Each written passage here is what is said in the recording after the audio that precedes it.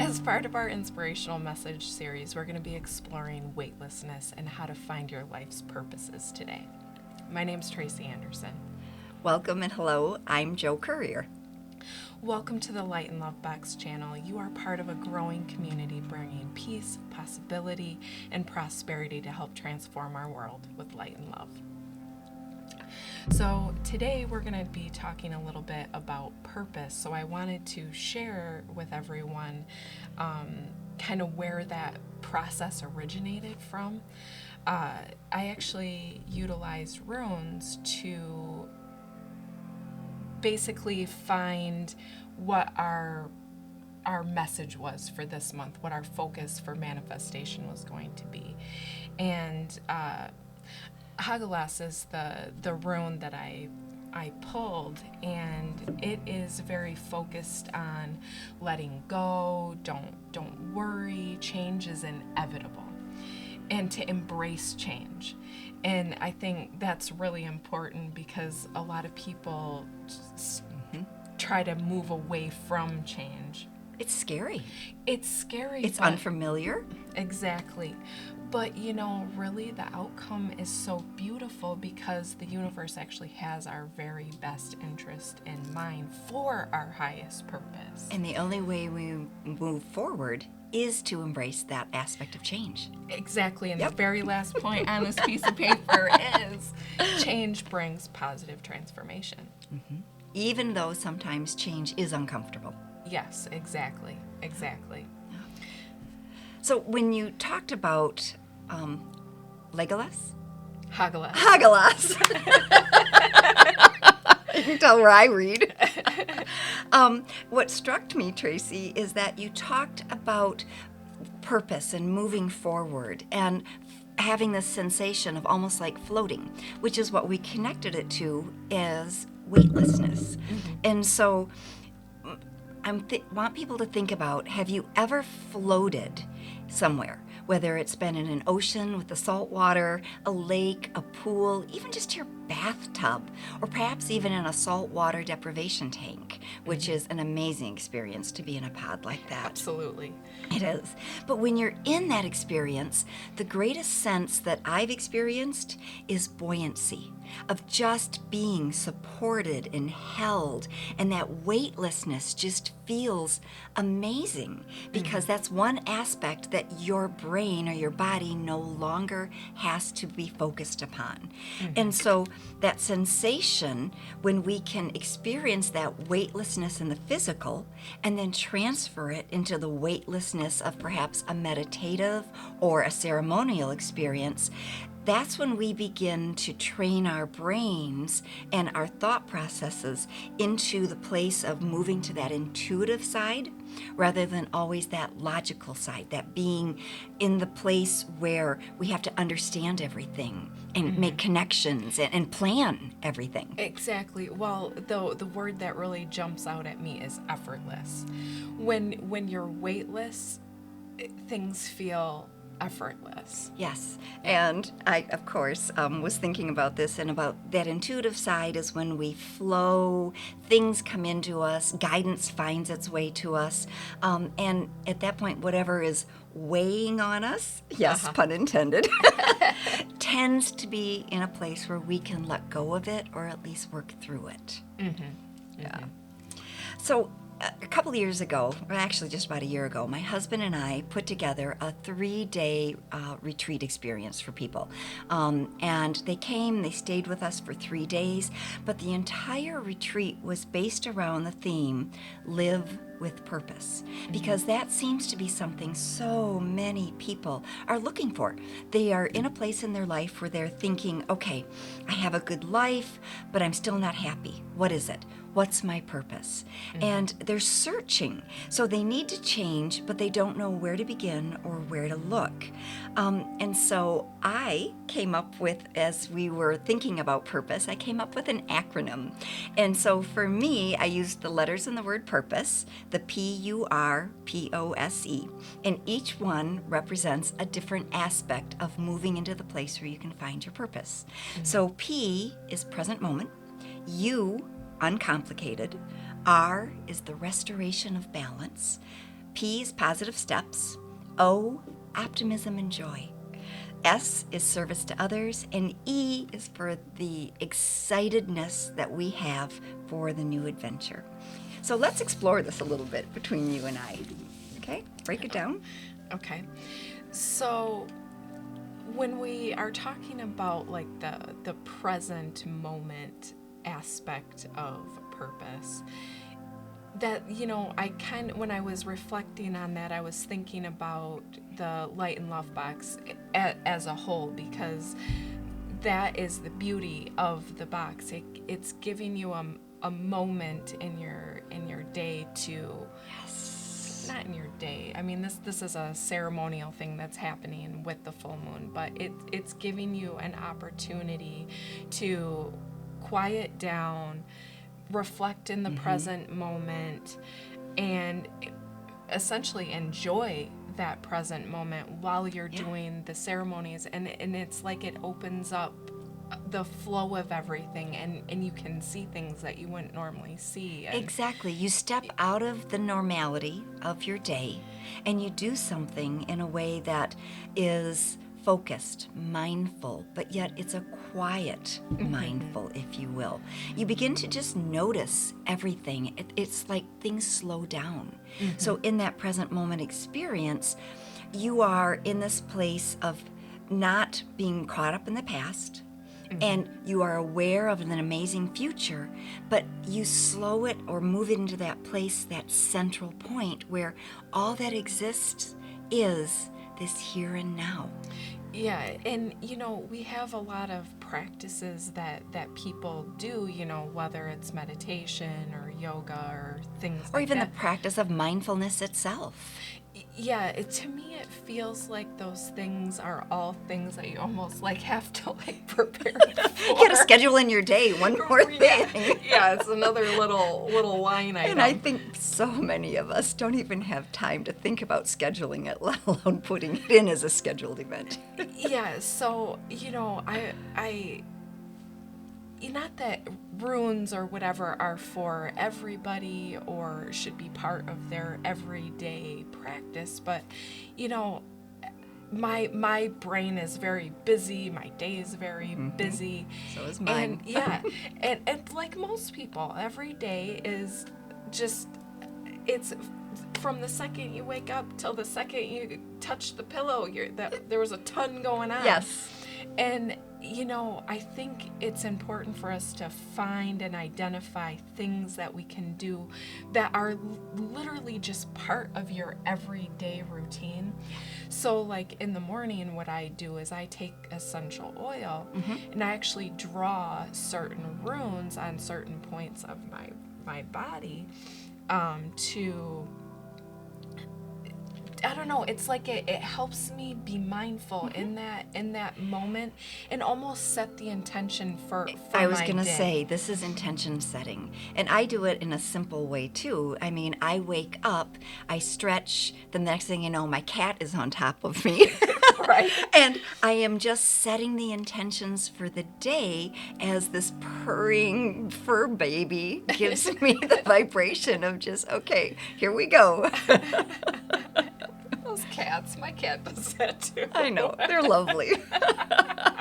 But when we do things like that and we just release the outcome, just being present, asking for the amazingness that the universe can bring us in whatever unfolds for that next moment, that next hour, that next day or week, then it becomes even more amazing than what we could have dreamed of. Exactly. And that brings us back to the universe is moving to bring us our highest and best purpose. Yeah. So when we let go and we do that, that's what's going to come to us, and it's always more than we could have imagined. Yes. And so that kind of takes us to the you, the uncomplicated aspect, because I think we make things too complicated. We try to have everything goal-oriented, or we need to do step A, B, C in order for D to happen, and that's not the case. So I have an acronym that I use, and I actually got this from a friend, and it's ESQC. So means make things easy, make things be simple, quiet, and complete. So easy in that it's not rocket science. Everything just, I shouldn't say, S is rocket science. So E is easy, that it just unfolds naturally. S is simple, that it isn't rocket science. You don't have to take care of every single aspect of it. Q means quiet, no drama. Right. I like no drama in my life. And then C just means complete. So again, having this idea that everything, you are loved and supported. You can be weightless in this universe, and it's okay. You can have those weightless moments, but you still need to ground and come back. But you're supported, you're loved, and everything will flow. It doesn't have to be overwhelming. Right, exactly. Well, and I think when you're in the natural flow of things and you're in harmony with the universe and how it's moving, you can actually get a sense that something is Yes. uncomplicated. Even when something from an outside perspective seems big or generally assumed to be complicated, when you can align to that flow, you can accomplish amazing things. You can. And the other thing I think is important to remember is you have to let go of everything that maybe has come before that. Because when you keep getting pulled back into past experiences or past emotions or past frustrations, you then complicate things. And so this ESQC, you have to be willing to just give the trust in what's coming forward. Honor the past, but not continue to dwell in it. This is like the nice version of KISS, like keep it simple, stupid. Exactly, another great acronym. Well, let's go on to R, the restoration of balance. And, you and I talked earlier about the fact that most people think about balance as being, two endpoints, because that's how we can see it, like on a scale. And when you put something on one side, in order for it to be in line with the other side, there has to be an equal weight of some kind. But you brought up a really good point about the balance point in the middle. Yeah, I think we're so accustomed to focusing on those 2 points being in balance that we forget that center point is unmovable. Well, and that's where our higher self resides. That's where the guidance that comes from outside of us is. Yeah, when life is doing this, because it's going to do this. And it needs to. We can't learn if it doesn't do that. Exactly. But if we can balance our spirit, soul, mind, body, and emotions and become that center point aligned to our higher self, it's not going to matter what this is doing. No. This remains kind of like a harmony point to me, that place within. So we need to find ways to restore that within ourselves, because it's so easy to have ourselves pulled away from that. It happens with experiences outside of ourselves, with emotions, with a song. It just takes us away from those things. Well, and I kind of feel like a broken record a bit, because I'm always like, okay, go back to that forgiveness video, go back to that forgiveness video. But literally, I feel like that is one of our greatest tools of achieving that harmony-centered set point that is aligned, because all these things that are happening out here in the world and our lives that's going on, those things are, if we're not in harmony and balanced, those things are going to start triggering you. Yep. Right? Yep. And a lot of those triggers are rooted in things in our It's past. baggage. Yeah, and it's like adding overfilled suitcases on each side. Yeah, and so the more that we can release those things through the process of forgiveness, then this can go on all the time, and you can remain balanced. Exactly. And it's that quietness inside that even when chaos is raining around you, that I think of as that place of balance. Yes. Yeah. So the next P in my world is positive steps, because we can't just live in limbo. We have to have action in our world. But the action is totally dependent on how it is that we're looking at something, that movement forward or even movement back. That's not moving backwards is not negating positive steps. Sometimes you have to go back and think, okay, what do I do differently here? But the positive steps create the opportunity for us to have action. And action is what moves forward. You know, I guess I've never actually thought about movement backwards as okay. Hey, Whoa! mind blowing. Yeah, whoa! But that, we like, do. That totally changed my whole I'm glad I'm perspective. surprising you Wow. sometimes.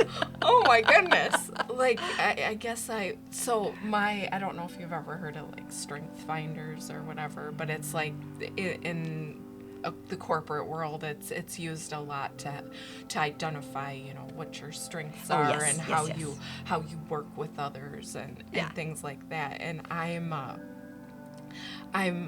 one of my strengths, you know, that sometimes people are like, I don't like that strength, but I'm a driver. Yeah. Well, we need those. Right.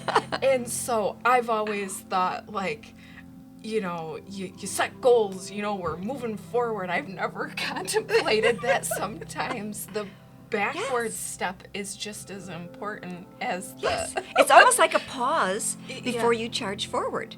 Like that It gives your frontal lobe a chance to catch up. Like that literally just revolutionized like my whole thought process and like everything I'm doing. I never even considered that. Well, I'm glad. But, you know, those positive steps that we talked about means when you step into it, is this step taking me into a place where I feel balanced still? Is this step easy, simple? Is it going to lead to something that is quiet and complete? So it's reflective of all those other letters that we've already talked about. Right. And it actually moves us into the next letter, which is O, that place of optimism and joy.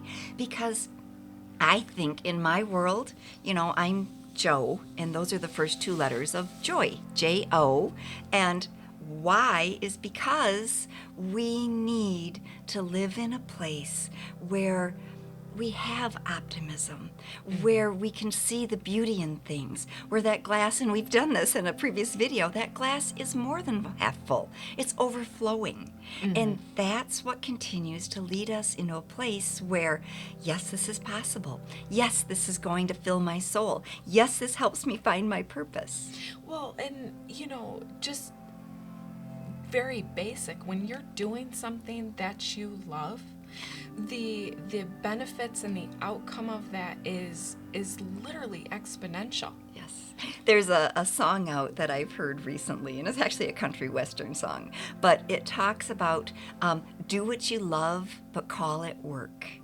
And if we could all just do that, do something that we love, and still we are able to create a living out of it, and that's what people want when they come to me and say, I'm trying to find my purpose. They want something that's going to sustain them in the physical world, you know, because we all have to have real jobs. Right. But at the same time, do they do something else that balances that physical job, or do they move into a place where they can merge those two? Yeah, but it has to be filled with joy. Well, and I think that is a very natural segue into the very next thing of service to others. When we can work with other people and start serving them, I think that you really start uncovering your purpose. You do. Or purposes in life. It's an unselfish way of living. It's not being a doormat.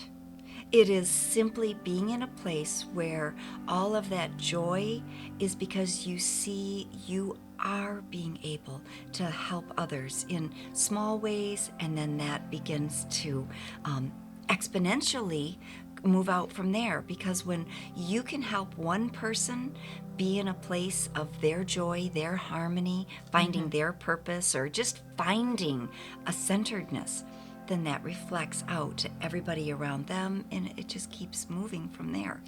Well, too, I think what I'm seeing as we go through this is it's almost like this acronym is almost like a roadmap. Like you start out at the P, and you almost see it like a funnel that's going out, because you start here and then it opens you up a little bit more, and then a little bit more, and then a little bit more, until you're to that very next step of watching life unfold.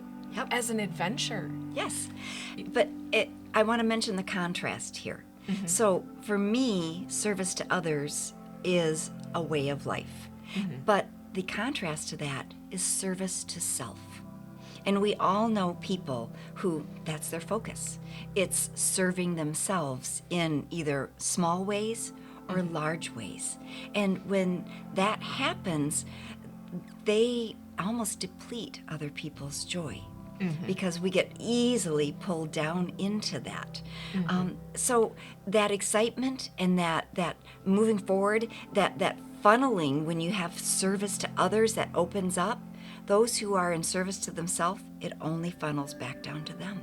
It's very narrow. Yeah. And it doesn't create joy around them. Yeah. Which is sad. Yes, that is very sad, because you've just limited all the possibility and the wonder that is available. I taught second grade for a very long time, and one of the very first things I tried to help my students do was to recognize that even if you knew something seemed easy to you, or you knew the answer, or you were one of these kiddos that you just always wanted to be the first to come out with whatever the teacher was asking, what I was asking about. Refrain, because every time you don't give someone else, another student, a friend, the chance to think and then share their idea, you steal their joy. You take their joy. And my kids resonated with that. So they understood that, when I shout out, when I don't give a chance for others to also have this opportunity to have that aha moment, then I am taking the joy out of the situation for them, even though it may feel joyful to me. That was a huge life lesson for 7-year-olds. I think that's a huge life lesson for adults too. So life lessons lead us into the adventure that this life is really supposed to be. And so the E in purpose is this sense of being excited, of excitement, because we earlier talked about fear. And fear is something that a lot of people struggle with. Fear of not doing something well enough, fear of failure, fear of, putting themselves out there. But when you turn that around and you think about fear mainly as a catalyst, and you think to yourself, oh, I'm not afraid, I am excited for this adventure. And so you turn that trepidation into an emotion that is actionable. And you change the way that you frame it in your mind.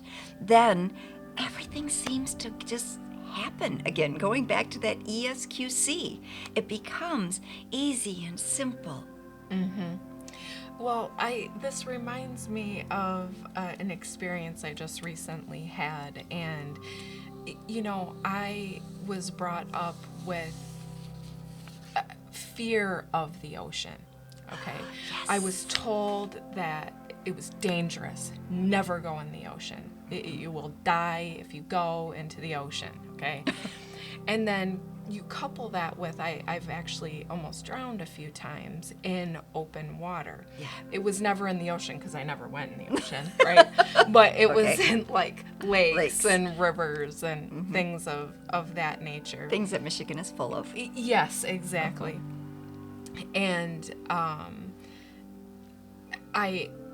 my husband and I have recently made this decision that we are going to transition our life to live aboard a boat on the ocean.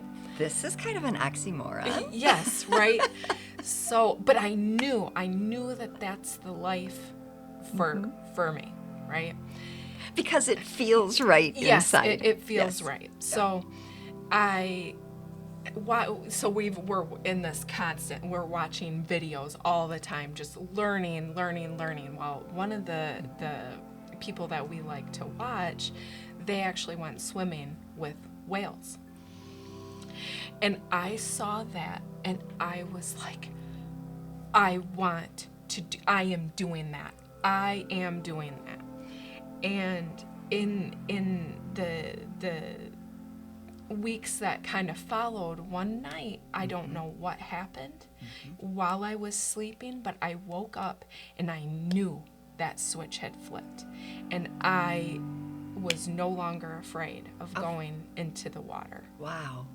And into the ocean, mind you. Yeah. So we had an opportunity to go snorkeling, and I was able to get into the water. Yeah.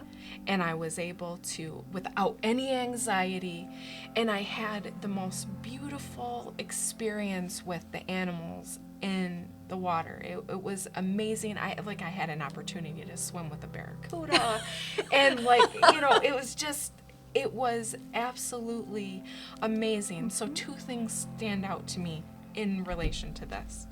One, that adventure, if I would have let fear rule, You never would have had it. I would have never experienced that. And that experience quite literally changed my life. To be in the ocean, just the colors and the life and the connection, The vibrancy. yeah, like all these animals, like when you're down in their world, it's like they reach out to you and communicate with you. It was beautiful. Oh, I love that. And I would have lost that. Yeah. That adventure. And you would have held on to the fear. Exactly. And the second, it brings me back to this concept of weightlessness. As you're snorkeling and going through the water, it is so effortless and beautiful. Like, Especially salt water. It's Yeah. just that buoyancy, that being uplifted, supported. yeah, it allowed you to connect right in that moment, and it was beautiful. Like, I think that when we can bring that weightlessness back into our own lives, where we can start letting go of emotions and beliefs and all these things, you're going to create like this natural buoyancy and weightlessness and effortlessness in your life that is beautiful, that is literally setting you up for the most amazing adventure. All the possibilities. Yeah, all the possibilities, whatever that is, no matter Yeah. how big or how small you might see your dreams or your goals or whatever, Or your existence. yeah, Yeah. like, go with it. That you're gonna have an amazing adventure. Yeah. Well, and that's kind of fun because I'm going to tie this back to the July box that's coming out. You are going to have a chance in this box to do some floating if you have a tub. Yes, absolutely. You won't be floating or swimming with whales, but No, you won't. But I think that just feeling that sense of weightlessness on the physical level can then help you transition. What do you need to do to bring that same weightlessness? to your emotions, to Yes. your mental thoughts, in your spirituality. So to Exactly. every aspect of yourself, because again, I keep thinking of weightlessness and just the feeling of being one with things. Yeah. Well, that's an interesting concept, because that is exactly what was able to happen in the snorkeling experience. And that's what I've experienced in a flotation pod and other times. And it's not just always having to be in water in order to do this. I've worked with people when I am doing energy work with them, and they say, I feel weightless. I feel like I'm floating. So that meditative part of our brain, that intuitive side, when we slow down and let that part of ourselves take the lead, it can take us there without any effort or without actually being in a place of having to have that water to do it. Well, and I think too, when you have that physical example, I think it, even when you're in times where you're not actually, you're physically not actually floating, I think once you can experience that, and like for the specs that's coming up in July, you can then, because you've set that intention at that moment of that bath of floating, I think it'll help you transition in times of not physically floating to It does, connect because our back to brain that. literally doesn't know the difference between an experience that we're having, an experience that we dream, or the visualization of an experience. So that's why athletes are in the zone, because they visualize themselves doing whatever it is that they need in order to be successful in that moment.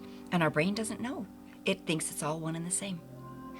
Very powerful. Yeah, that's amazing. That's amazing. So, Well, thank you for this discussion. yes, it's been wonderful. So I'd like to invite any of you that wish to dig deeper to, visit the link below to the Light and Love box so that you could subscribe and join us for the monthly ceremonies.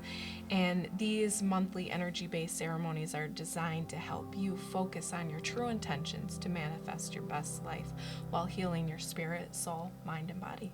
So, again, we invite you to subscribe to the channel, click the notification bell so you can be notified when new content is released, and join this community. As Tracy said, we're fostering peace, possibility, and prosperity within each one of us, and then into a greater collective, into the community.